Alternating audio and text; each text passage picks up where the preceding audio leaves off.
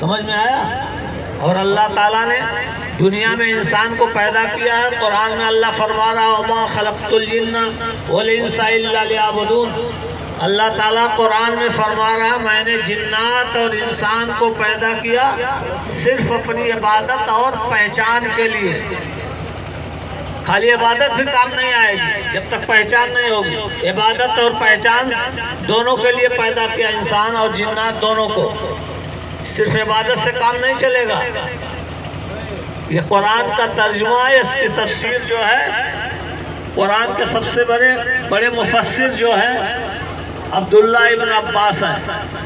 ان سے بڑا کوئی قرآن کا مفسر نہیں ہے. انہوں نے لکھا ہے لیعبدون کے آگے لکھا لیعرفون کہ اللہ نے انسان اور جنات کو پیدا کیا صرف اپنی عبادت اور اپنی پہچان کے لیے.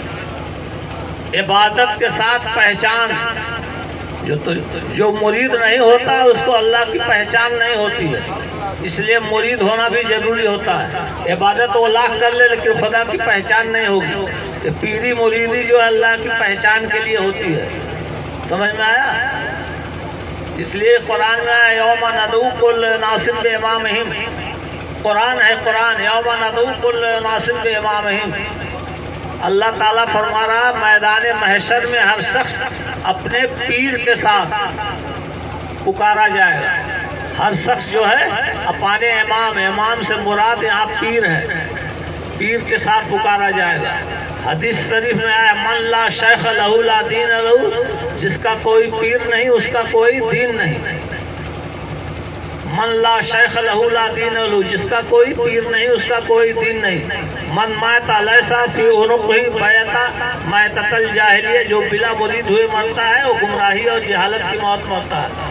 بزرگوں نے فرمایا جس کا کوئی پیر نہیں اس کا پیر شیطان ہوتا ہے. قرآن میں آیا ان الشیطان للانسان عدو مبین. بے شک شیطان انسان کا کھلا ہوا دشمن ہے.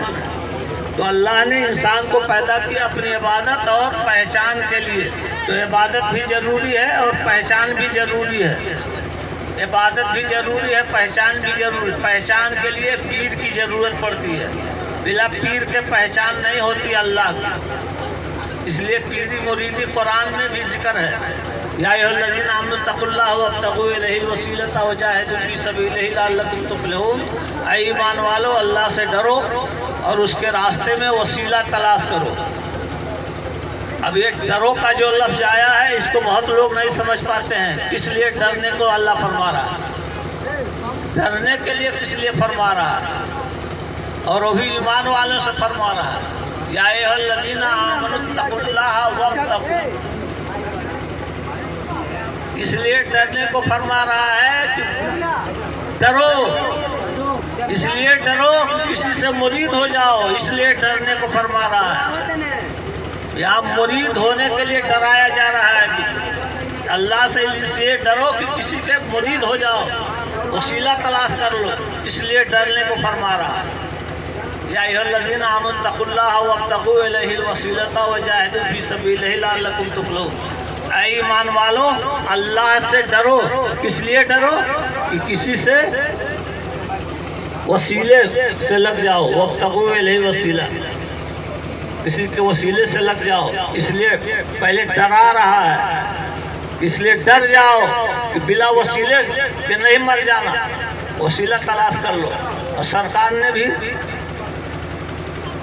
نے بھی جو ہے بیعت کیا. سورہ فتح 26ویں پارے میں ہے.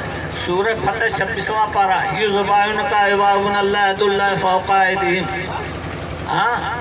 اللہ تعالیٰ فرما رہا ہے کہ سرکار کے ہاتھ پہ جو بیعت کر رہے ہیں اللہ فرما رہا ہے وہ میرے ہاتھ پہ بیعت کر رہے ہیں. ید اللہ فوق ایدیہم. ان کے ہاتھ کے اوپر میرا ہاتھ ہے. سمجھ میں آیا؟ اور یہ بھی قرآن میں اللہ فرما رہا ہے اللہ تعالیٰ جسے گمراہ کرتا ہے اسے کوئی ولی مرشد نہیں ملتا. جس کو اللہ نے ہدایت دینا ہوتا ہے اسے ہی ولی اور مرشد ملتے ہیں. تو اس کے لیے قرآن میں بھی اور حدیث میں بھی بہت جگہ آیا ہے. اور بزرگوں نے اس کے لیے بزرگوں نے بھی کیا ہے. سمجھ میں آیا؟ سرکار دو عالم سے بڑا بزرگ کون ہوگا؟ بیعت ضروری ہے. بیعت قرآن میں مرید کا لفظ نہیں آیا, بیعت کا لفظ آیا. بہت مولوی لوگ گمراہ کرتے کہ قرآن میں مرید کا لفظ نہیں آیا, اس لیے مرید ہونا کہیں لکھا ہوا نہیں. بیعت آیا. بیعت وہ مرید سے بھی بڑا لفظ ہے. بیعت کے معنی بک جانا. بک جانے سے مراد کیا ہوتا ہے؟ بک گیا جب تو اس کا اختیار ختم ہو گیا. جس نے اس کو خرید لیا اس کے اوپر ذمہ داری آ گئی, وہ اس کا مالک ہو گیا. سمجھ میں آیا؟ جیسے مردہ ہوتا ہے نا, مردہ نہ اپنے سے ادھر کروٹ لیتا ہے نہ ادھر کروٹ لیتا ہے. اس کو نہلانے والا چاہے اس کروٹ کرے چاہے اس کروٹ کرے. سمجھ میں آیا؟ تو اللہ نے انسان کو پیدا کیا ہے اپنی عبادت اور پہچان کے لیے. انسان اور جنات دونوں اس میں ہیں, خالی انسان ہی نہیں, جنات بھی. وما خلقت الجن والانس الا لیعبدون. اللہ تعالیٰ فرما رہا ہے میں نے جنات اور انسان کو پیدا کیا اپنی عبادت اور اپنی پہچان کے لیے. تو یہ ضروری ہے. اور یہ عرس جو منائے جاتے ہیں یہ بزرگوں کا احسان ہے, نہ کسی مسجد کا احسان ہے, نہ کسی چیز کا احسان ہے. احسان ہے بزرگوں کا. سمجھ میں آیا؟ بزرگوں سے ہمیں قرآن بھی ملا, بزرگوں سے ہمیں مسجد بھی ملی, بزرگوں سے ہمیں خانقاہ بھی ملی, بزرگوں سے ہمیں مدرسہ بھی ملا, بزرگوں سے ملا ہے. 360 فٹ کعبے کے اندر تھے. کعبہ نے 360 فٹ کو کعبے کے اندر سے نہیں نکالا. کعبہ نے, سمجھ میں آیا؟ وہاں بھی وسیلہ آیا تب 360 فٹ نکلے. معلوم ہے کہ نہیں؟ اللہ تعالیٰ نے بھی نہیں نکالا. اللہ تعالیٰ بھی وسیلہ تلاش کرتا ہے اور وسیلے سے ہر چیز بنایا ہے. اور وسیلے سے اللہ تعالیٰ کو سب اختیار ہے, بلا وسیلے کے بھی کر سکتا ہے, لیکن وسیلہ بنایا. پہلے نبی آئے تب قرآن آیا. سمجھ میں آیا؟ نبی سے پہلے قرآن نہیں آیا, نبی سے پہلے کوئی کتاب نہیں آئی. پہلے نبی آیا تب ان کے وسیلے سے قرآن آئی. سمجھ میں آیا؟ نبی سے قرآن ملا. اور قرآن کس لیے ملا؟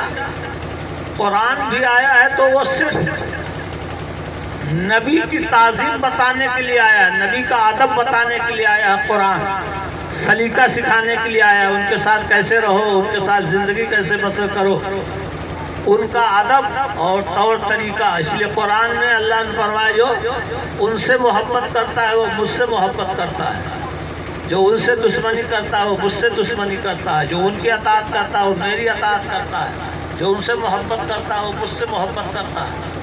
سمجھ میں آیا؟ خدا کو دیکھا نہیں تو تم محبت کیسے کرو گے؟ اس لیے نبی بھیجے گئے.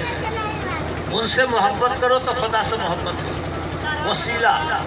اب سرکار دو عالم پہ نبوت ختم ہو گئی, اب کوئی نبی آنے والا نہیں. اب قیامت تک ولایت کا سلسلہ چلے گا.